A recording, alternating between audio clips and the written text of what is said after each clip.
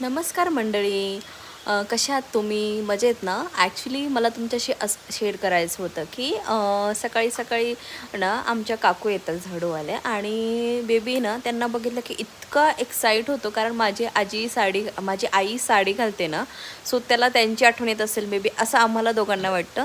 आणि त्या त्यांच्यासोबत इतका एन्जॉय करतो आणि आल्या आल्या ना लगेच हात वरती करू की मला घ्या म्हणून, मग त्यात सगळ्या लगेच साईडला होऊन हात वगैरे धुवून येतात आणि पटकन त्याला घेतात. आणि मग आमच्याकडे यायचं नाव घेत नाही आणि मग आमच्या थोडा वेळ झाला की लगेच त्याला इकडे यायचं असतं.